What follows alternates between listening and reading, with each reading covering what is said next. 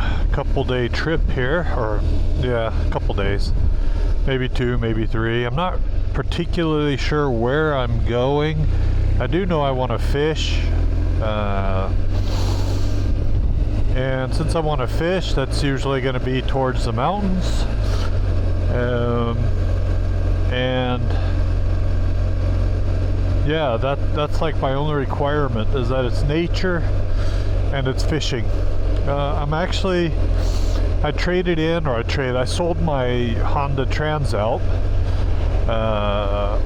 No real particular reason, decent bike, but I wanted something a little bigger, because when you live here in Sweden, and even if I do the TET a lot, the Trans-European Trail, I've done almost all the sections here in northern Sweden, all the way up to North Cap.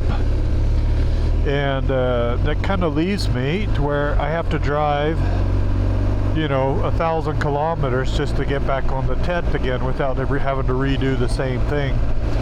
And really, because of that, I wanted something that was a joy to ride on the highways as well, and the freeway. And I was actually looking at the Ibex, or the CF Moto 450, which I really liked actually, but I took it out, I borrowed it a couple days and took it out on a proper ride, and I really had some issues with the power. When I come up, it's 7,000 to 8,000 RPM to get up to 110 kilometers an hour.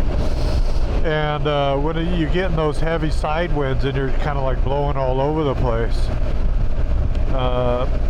And so I started testing some other motorcycles.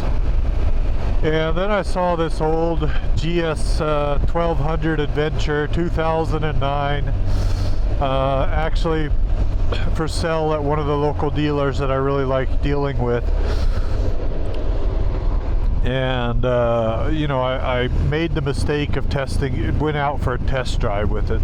The same day I was actually going to plop the cash down for an Ibex, is the same day I decided to test drive this thing, and I just absolutely fell in love with it.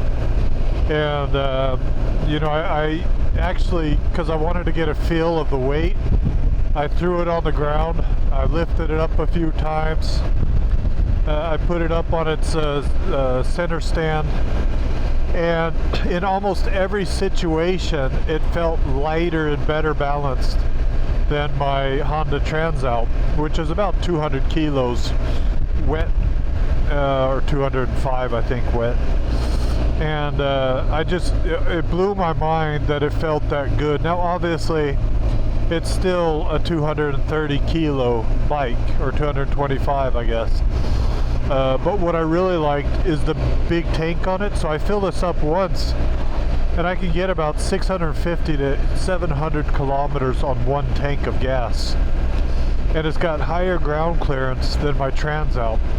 The Transalp had about 350 kilometers on one tank. So, almost double the amount of range. And on top of that, I get a better ground clearance, more comfort, and something that was actually lighter to pick up when I fell down on it. It blew my mind. So I actually, instead of buying the Ibex, I bought this big beast. Yeah, so I'm starting to build a plan here. It may be some pretty heavy. Need to turn that microphone down when I stop again, but I'm actually looking at doing the Trans-European Trail up by Klimpfjäll and go down. Now it's a remarkably stupid idea to do that, as my tires are, I don't even think they're 80/20 tires. I think they're straight, unfortunately, road tires, which doesn't really fit me. It was just the tires that were included when I bought the bike. But I also know that big portions, and this is kind of what I'm betting on, big portions of the Swedish Trans-European Trail is just gravel road that regular road tires will do just fine on. In fact, about 95% of the road, the Trans-European Trail in Sweden, is really nice gravel roads. So that's what I'm hoping. And you know, to be honest, it was one of the reasons I bought this bike, is because I want to be able to eat up the road miles really fast. I mean, you can see here I'm driving 120 on these roads, and I have to like remind myself it's just so damn smooth. You know, not even my Harley Pan America drove this well on the streets. I mean, it's just so smooth. And you know, like I was telling you earlier, when I was testing bikes, I was testing both the Himalayan 450 and the Ibex 450, and you just wouldn't go up to 120 on those bikes. It's not happening. And unfortunately, Sweden, you don't realize it, but it's a really big country. And just to get to the Trans-European Trail for me now, because I've done almost all the sections here, from Umeå upwards, it's all done, up to the Nord Cap, and just to get to the section, you know, it's about a 400 kilometer drive for me. Now, after I do the sections today, it'll be at up something like 1,000 kilometers before I get to the start and end of the Trans-European Trail. And this thing just eats the road miles. So it's either a very stupid plan to do the Trans-European Trail with road tires, or it's still a very stupid plan, but it'll work out fine as it's just gravel trail. And hopefully I'll get my new 80-20 or 50-50 tires for when I continue on the trail. So, but I'll notice soon enough, you know, I'll be able to ride on the trail for quite some time probably. But yeah, that's the plan. So obviously it's stupid, but sometimes stupidity gives you results that you want at the end. Obviously I'd prefer to do this with better tires, but I have driven massive sections of the Trans-European Trail here in Sweden, and most of it is just fine with road tires. So yeah, that's my plan.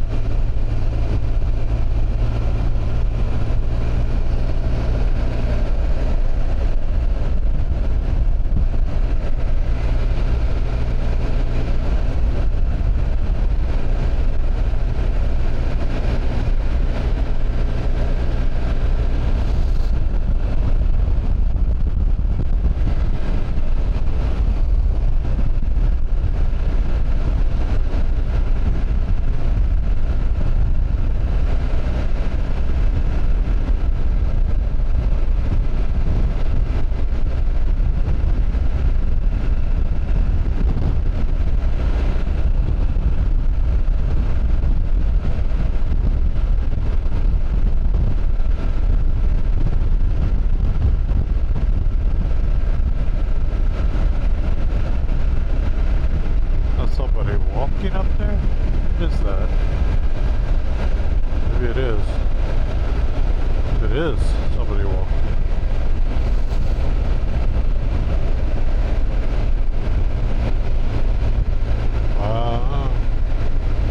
Nice place to go for a walk.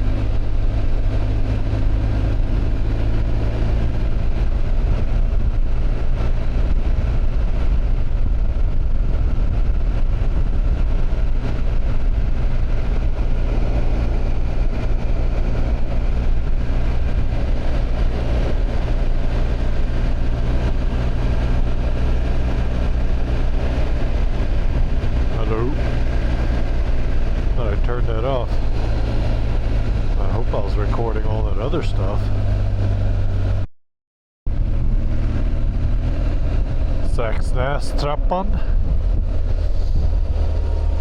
Pretty famous little spot here. I think I've got about 50 different videos with this on there. It's just so cool.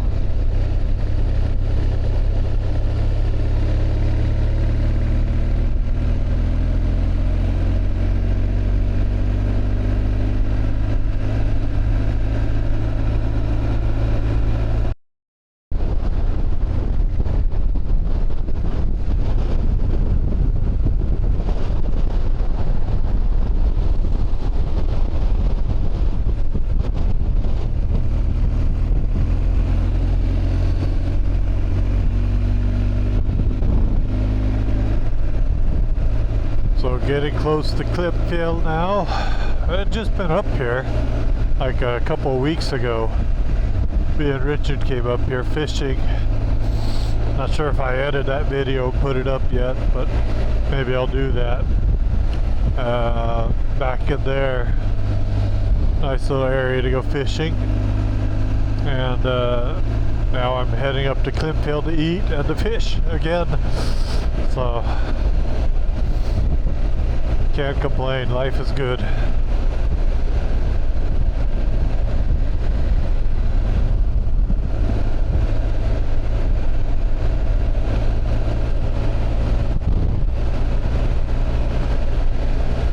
Something I often think about, like,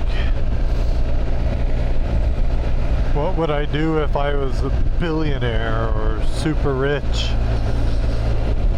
I don't know if I'd do too much more than what I'm already doing. I might start like a VC or something where I help young entrepreneurs trying to succeed. I think that's something I'd like to do. And I'd probably start some kind of a anthropic, I don't know, what is it called? Something that helps in some way. I don't know how or what, but I don't know if I'd do too much differently. I might travel a little bit further and bring my kids and family with me, but I don't know. I can't complain too much about the life that I've created for myself and created for me and my family, really.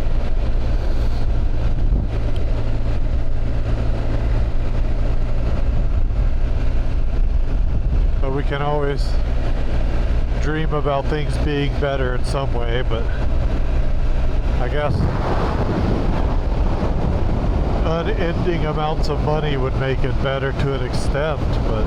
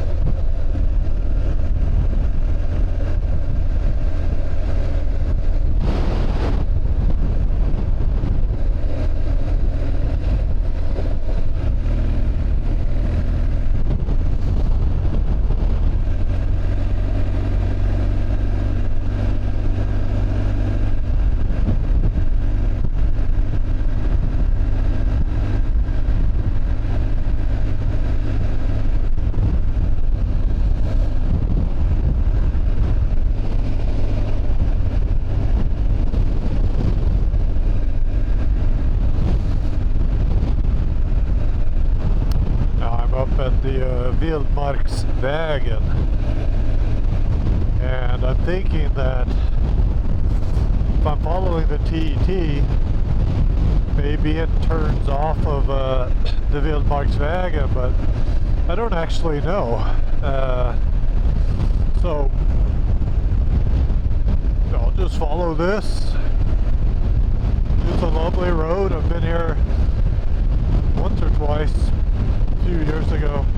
Never on my bike though. So, well, there's a scooter trail over there for your snowmobile.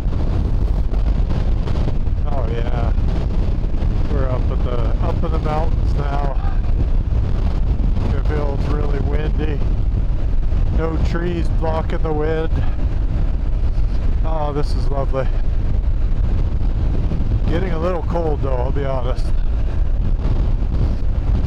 But beyond lovely.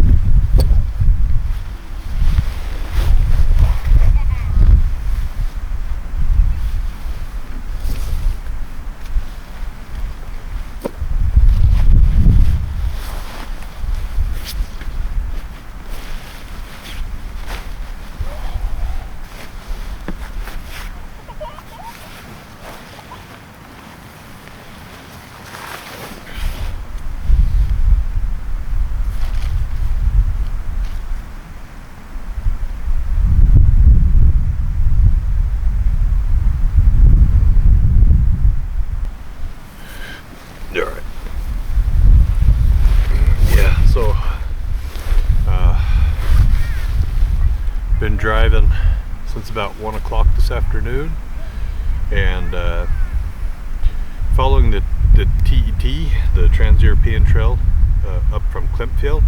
Well, had I looked at the map a little deeper, I would have noticed that it was the Vildmarksvägen, which it's just a paved road. So I was a little stressed, thinking I'd be doing the TET, Trans-European Trail, on the gravel roads and so on, and I'd only have road tires on. And as it turns out, it's the Vildmarksvägen, which is just a paved road, but it's very beautiful up here, don't get me wrong. But so actually, you know, but like I said, I didn't really plan this trip. All I did was just throw my tent and everything into my bag and onto my bike, and just said I wanted to get out. And as I was driving, it just kind of occurred to me that I want to go up to the mountains, I want to fish, and I want a nice lovely ride on my bike. And as I was driving, I was thinking, well, you know, I could do the Trans-European Trail. I've done everything from north of Umeå up, and I thought, well, I could start working on north of Umeå south, down to Malmö. It would take about a couple of days to do that, but I thought I would just try this first section since I was up here, and I was already driving. And turns out, beautiful road, but it's a road that didn't need anything other than road tires, which is just fine because I haven't gotten my TK80s yet, which I'll be putting on my my new bike as well, or I should say new old bike. Nothing really new to report. You know, I talking a little bit about the bike, and you know, I usually use the Moto soft luggage. I'll be honest, I don't really like it, the rackless, because the bags are so small and tight and I have to stuff everything in there. And so this time, this bike actually came with these aluminum panniers, which, yeah, I mean, they're heavy. I think the pannier itself is about 5 kilos, but it's on a bike, and I don't know, I guess that's about 30 liters or so, and it's a top, and I'm able to just stuff everything in here. Really convenient. So instead of using my rackless and fighting with my gear, I just decided to use the aluminum panniers that I had with it, and I think I'll be using these quite a bit, actually, just because I am able to get everything in them without having to force anything in, you know. So it's about, I guess it'd be less, about 55 liters, which is considerably less, obviously, than the rackless 80, but honestly, I don't really notice. I pretty much have everything that I usually have with me on the rackless, so that's strange, and I don't have to force it. And then I just made these makeshift handles that just carry them down here where I need them to be. So yeah, that's the setup for this trip anyway. And